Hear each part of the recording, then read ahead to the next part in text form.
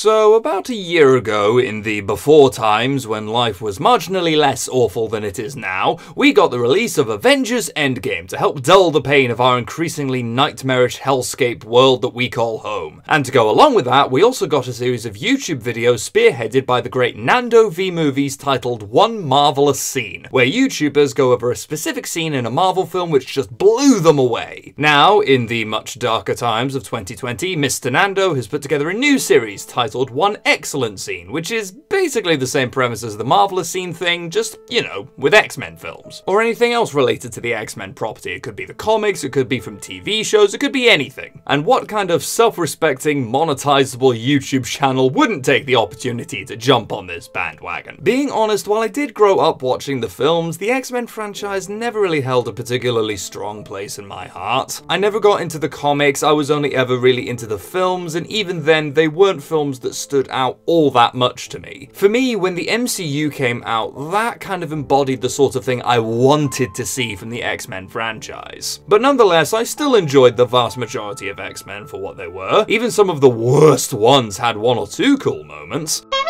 Okay, maybe not that one, but you get what I'm saying. Out of all of the X-Men films, though, there is one in particular that I cannot in good conscience deny is an absolute masterpiece, and that is Logan. Logan is about as close to perfection as an X-Men film can get. As many have pointed out, it's basically a Western disguised as a comic book film. I don't think it's a stretch to call this Marvel's Dark Knight. I mean, it has everything. It's got the grittiness, the dark theming, the intense characterization. The film took Wolverine and stripped him down to his absolute core. This is him at his lowest low, the worst that we have ever seen him. But while he is the center of the movie, I mean it's named after him for God's sake, there is another character who is equally given the same kind of deconstructionist treatment, and that is Charles Xavier. Much like Logan, Charles has never been lower than he is here. Everything he's fought for, strived for, longed for is gone now. His school, his friends, his family, essentially, it's all but ashes now. The dynamic between Logan and Charles is the film's emotional core, these two grumpy old men just waiting to die like the world that they once knew. But there's an extra tragedy in Charles's case. He's not just losing time and vitality the way that Logan is, he's also losing his mind. His memories are fading, he can scarcely look after himself without Logan's help, he's slowly falling apart, and worst of all, he gets seizures which are a genuine threat to everyone around him thanks to his psychic abilities. And this is where my excellent scene choice comes in, the hotel seizure scene. After fleeing from a group called the Reavers, Logan, Charles and Laura, Logan's bio daughter, take shelter in a hotel. However, after the Reavers catch up with them, Charles goes into one of his psychic seizures as he hasn't taken his medication in some time. Every single person in the hotel freezes except for Logan and Laura, who are partially immune thanks to their mutation. Enduring the psychic waves Charles is unwittingly broadcasting, Logan painfully makes his way to their hotel room, kills the Reavers frozen in place, before saving Charles with a syringe of his medication. This is easily one of the most intense and unsettling scenes in a comic book film I've ever seen. The cinematography and the editing was excellent alone. I mean, the visual effect of rippling the camera, along with the soundscape as Charles' seizure takes hold, really conveys the power and intensity behind this shockwave.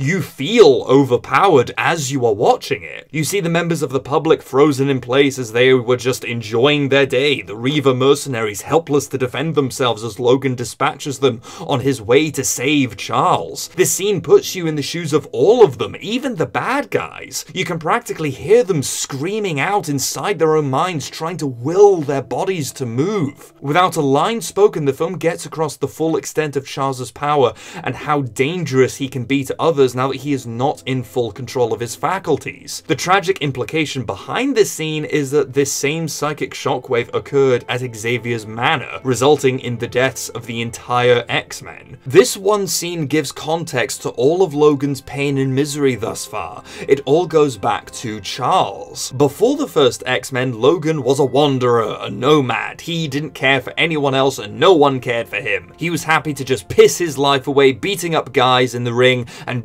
drinking in bars. Then along came Charles Xavier and gave him hope and a family, and then that same person ended up taking it all away. That is what makes Logan such a tragic story. Throughout the X-Men franchise, Charles has professed the value of hope, of optimism. That has been his defining quality, to put his hope in other people. Now we are seeing Charles and Logan in the most hopeless situation imaginable. They are alone, helpless, and slowly creeping towards death. And the cruel irony behind all of this is that Charles is unwittingly the cause of a lot of it. This explains why Logan resents him as much as he does in the beginning. Charles gave Logan hope, then killed it. True, it wasn't his fault, but he was still the one who gave Logan a family, only to end up taking it away when his seizures started. The real horror behind this scene is that the same intensity that we are feeling, the same terror that we see in Logan, in the Reavers, and the random bystanders, was experienced by the X-Men before they died. These characters that we've known and loved since the first film all went through this same scenario, only they didn't survive. But the worst part of all of this, and it's already pretty damn tragic, is that Charles himself doesn't even know it. And this is when we get into the super uncomfortable and personal section of this video. I lost my grandmother last year. Not getting into too many details, but in the years and months leading up to her passing, she began to degrade mentally, and this of course affected her memory, it affected her motor skills, it pretty much changed everything about her. She was bedridden, she was barely conscious right up to the moment that she went.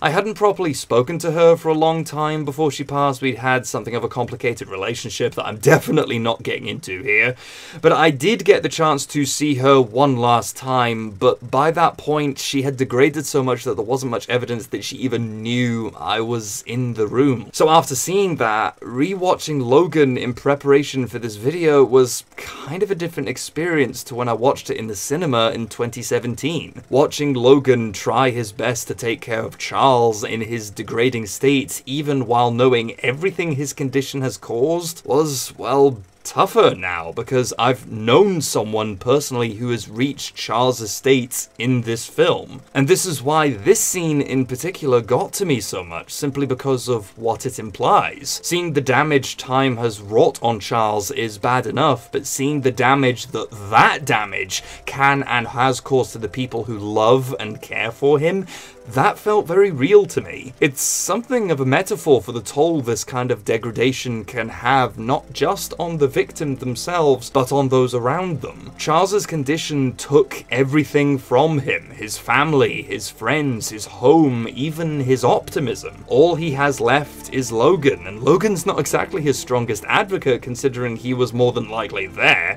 when Charles had his fateful seizure in the mansion. Most of the time he can't even keep himself together long enough to be aware of the damage that he's causing, and that is just as painful to watch as the damage itself. The guilt and terror and confusion of this old man trying desperately to cling to what's left of himself, it's pretty damn heartbreaking. The passage of time is something that we all have to grapple with. It's one of the film's biggest themes, and we see it manifested most prominently with Charles's seizures. This scenario was inevitable. It's not something that he could help. None of us can outrun time, not even Charles Xavier or the Great Wolverine.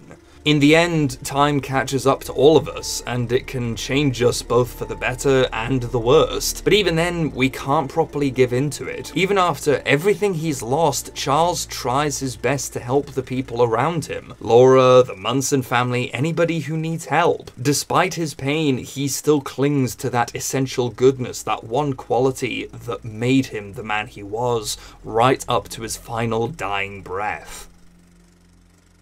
Just because someone stumbles, loses their way, it doesn't mean they're lost forever. Sometimes we all need a little help.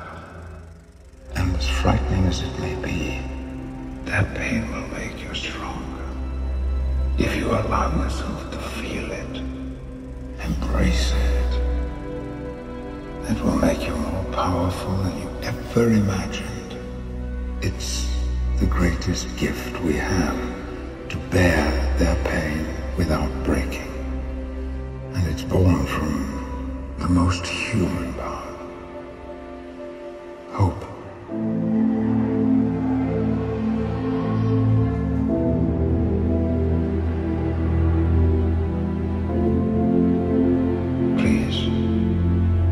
LaurenDraws, we need you to hope again.